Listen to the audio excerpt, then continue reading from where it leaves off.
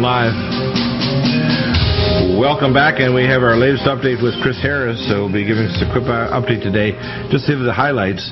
Storage of highly contaminated waste still an issue at Fukushima. Chris is going to give us an update on that. Japanese government set to end nuclear power entirely within 2 decades. Gosh. Then we have a report, debris landing on Alaskan shores quadruples over last year. Quadruples, we're talking about large docks, ships, all kinds of garbage showing up there. And 3 Mile Island, 1 unit shuts down due to reactor coolant leak. I said before, 100% of all reactors release tritium.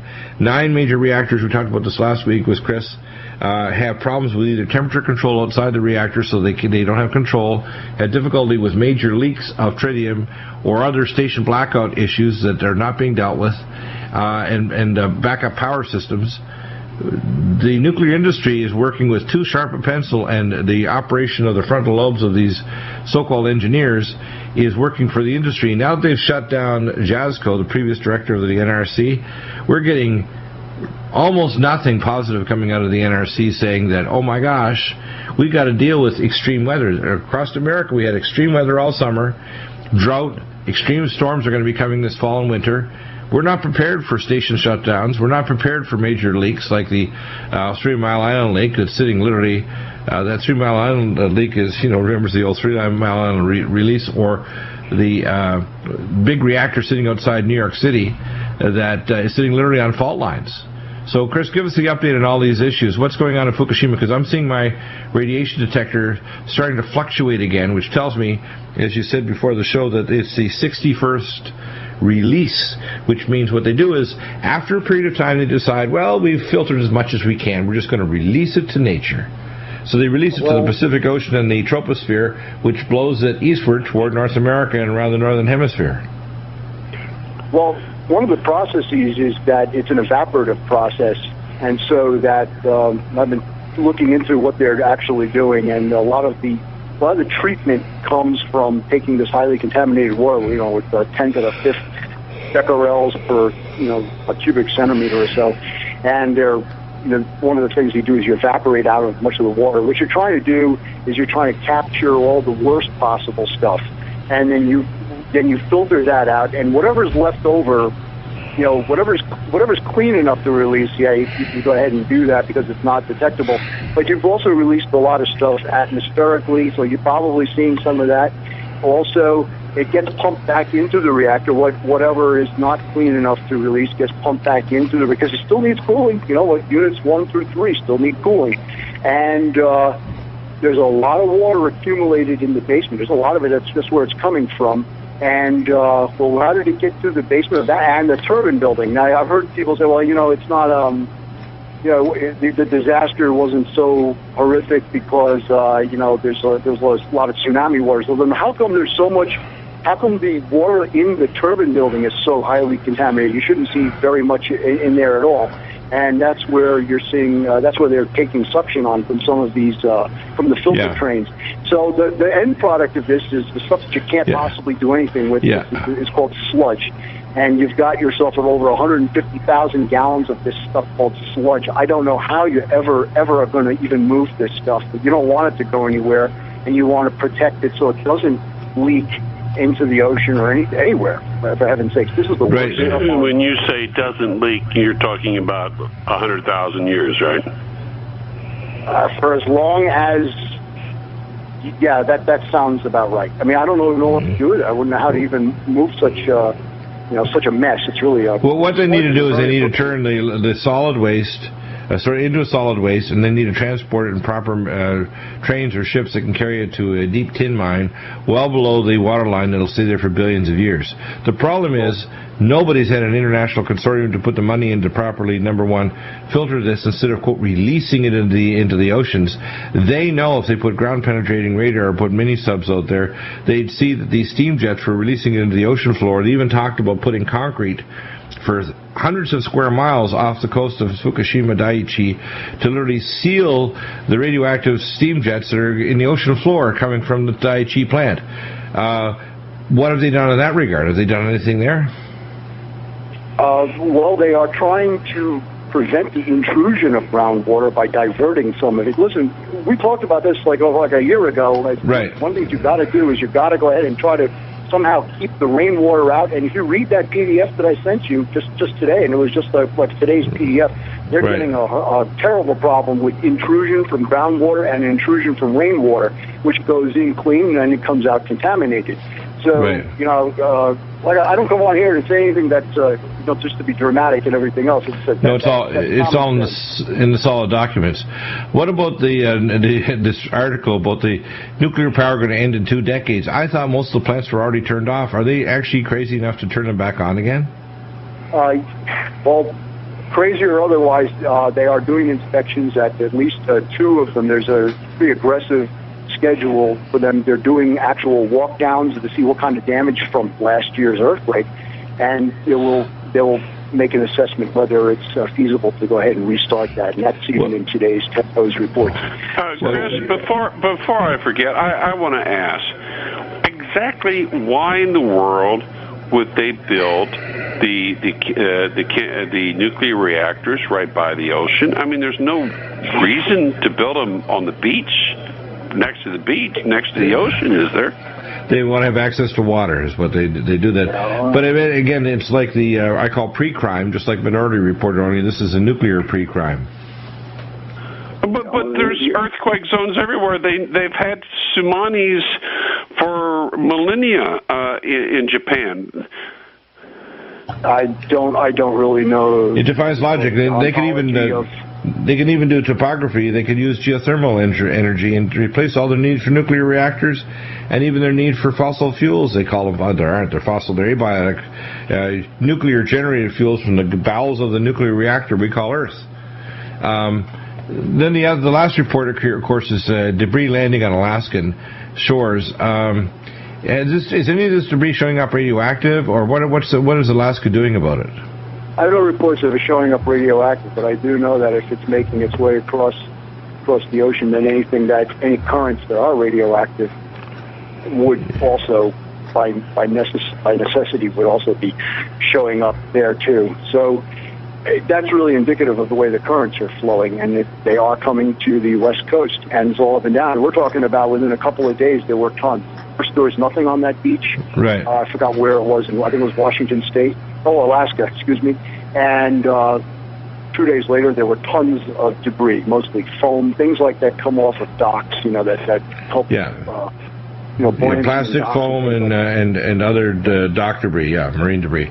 Yeah, and it's really just to say, well. I want you to stay there for a moment, if you can, Chris, because we want to get into another nuclear release that's going to happen here shortly. We're calling it another pre-crime.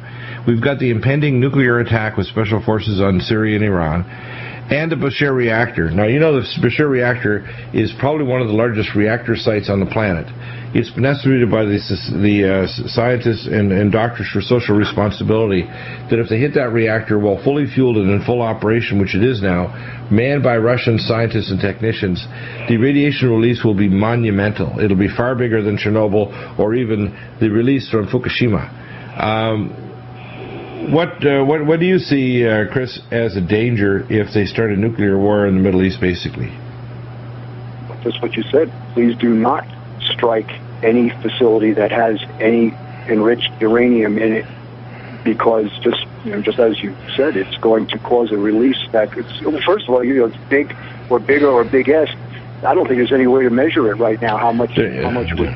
By the way, there's an ancient. Dimona will be hit by the Syrians and the Iranians and Hezbollah, and Dimona is a thermonuclear weapons manufacturing facility as well as a nuclear reactor. Yeah, I've heard estimates that they have around 800 multiply targeted missiles underground at Dimona, and a weapons facility that's literally second to none in America, Russia, for making nuclear weapons in Israel. So, well, they use laser enrichment. Yeah, I know. They're very advanced, and unfortunately, they got a lot of bad stuff down there.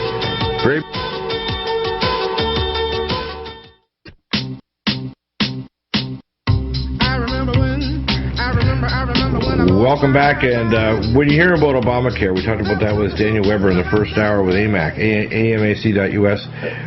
When you listen to Tim, you go to his daily blog, europebusiness.blogspot.com, or just Google Lord Stirling, Stirling. When you look at the reports we post up that are actually from published NRC reports, nuclear reports, and journalism by Chris Harris, and inside analysis, it's like the movie Network. Things are worse than bad. But again, the glimmer is, number one, if you're a believer, you know that no matter that we're inside a fire pot, literally burning the bricks of ancient Babylon 7 times hotter than it needs to be to burn bricks, that the fourth man, the Most High God, is with us. And what people need to do is to start, number one, realizing prayer is good, but prayer with action is better. Which means you got to get out there and make sure you vote. Number one, we cannot have a second term of Obama, no matter what. Number two, we need to start taking legal action on things like smart meters. We need to tell our politicians we don't want war. We got to realize when they come back from the recess, we need to tell our congressmen and senators, restrain this maniac. He needs to be impeached right now because he's literally giving a green light to the Israelis. And only a tiny minority, the majority of Israelis, have enough sense to realize this is suicidal and stupid. The Russians and Chinese are begging us, let's not start this. Even inside Israel, so now the latest move you said, Tim, is that they're trying to convince the British, the Americans, and the French that those crazy generals, that they need to proceed with their elite forces to come in and quote grab the weapons. They almost killed the top American general yesterday. And if you believe that it was simply some ragheads that got lucky and through a $2 billion security system, I have a bridge in Brooklyn to sell you. Right. He went into Israel. He told Israel that the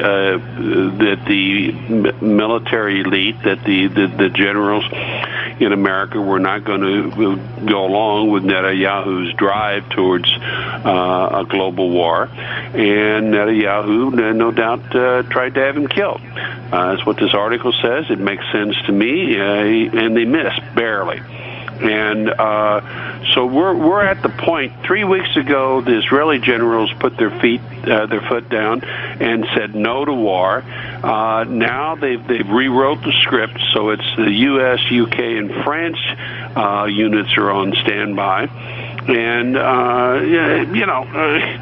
unless the generals say no, the people at the top in the France, in the United Kingdom, and the United States are going to take us into a horrific nightmare that is beyond what most people can even begin to understand because they don't understand the military technology. Yeah. And if they hit Dimona, if they hit the Bashir reactor, etc., that alone will make Fukushima look like a Sunday school romp.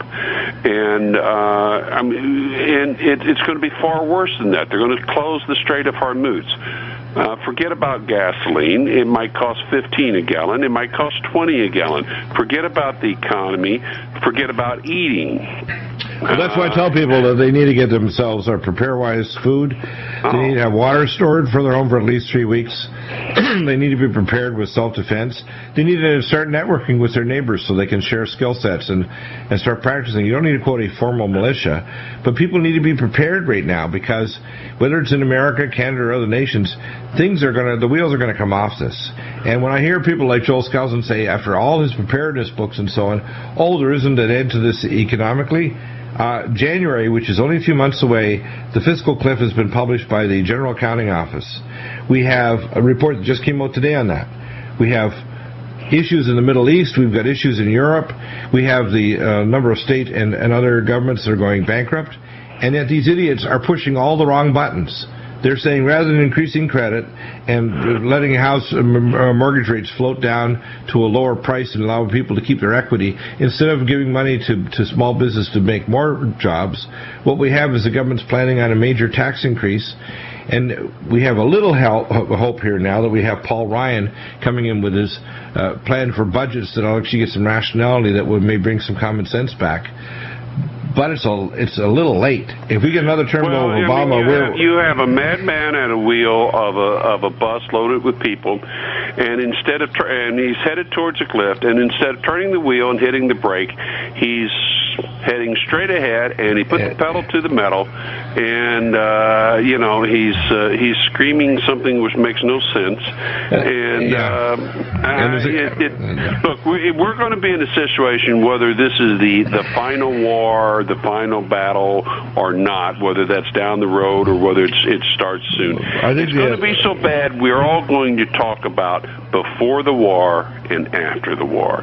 It will be that profound of an event. So I think the war started on September 11th, and the 11th anniversary is coming up. I'm talking about this next phase. Oh, the next phase, yeah. This next phase is going to get very, very ugly. And I think, unfortunately, that it may well happen if Obama thinks that the election is going to go to the Republicans because of Ryan now.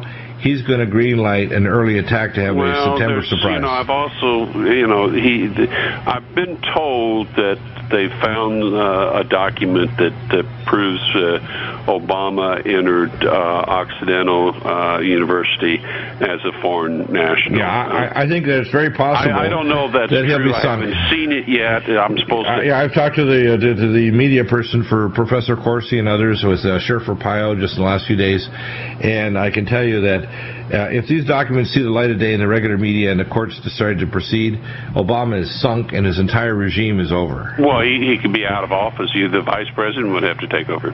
Literally. Yeah, but Joe Biden is a joke. Profound. Joe Biden, we should call him, incompetent, Joe Biden. I mean, no, one time calling him President Biden. Yeah, but President Biden. President Biden, during World War III, President Biden, and he can't. I don't think he'll be around for long. I think he'll be swept out of office here by the next election. Well, the point I was going to make about that is if Obama literally is that close to being everything coming out, he may definitely choose to ignite the fuse because that's what I think That's what I think. If what you're saying is true, which I think it is, and the Israelis are doing this with these special forces elite units, I think they want to do something before the election. It may be just scare the hell out of us so they can have a great distraction, so they can have a, quote, war president sitting in the White House, and don't change horses in the middle of a war kind of philosophy, so you don't get rid of Obama. But a second term of Obama will look like the first term of Vladimir Lenin. Well, yeah, Obama actually has a plan to basically denude the United States unilaterally of almost all of its nuclear weapons. Gee, that would be brilliant. Oh, boy. What it would guarantee to make sure that other nations attack you is to take down all your weapons. How crazy is that? No, that's beyond crazy. That gives crazy a bad rep. That's way beyond crazy. Yeah, that's really crazy. Yeah. Well, again, remember I mentioned that Obama, we had a nuclear scientist on us 3 years ago who stated that in the early 90s, after Glasnost and Perestroika, he was told the future president would be Obama, that he was a Russian agent, and that he would be our future president at some future time. And how do you know this? He says, because he's one of us, the Russian nuclear physicist said. Well, could be. They said his name specifically. He told Barack Obama. I have heard that story. I talked to the nuclear expert myself, and I got the corroborating documents to show that it was true.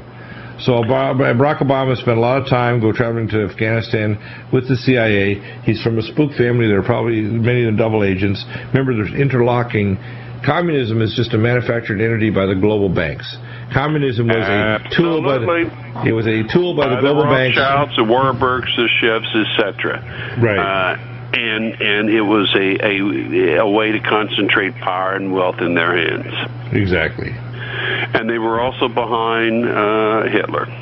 Yeah. I mean, these are people, they want war. They organize things. War is a great system for them to increase their wealth and their power and to reorganize society in ways that they want to. And don't forget the ultimate, they serve not God, but Satan, and Satan wants the blood orgy, which is what we call war.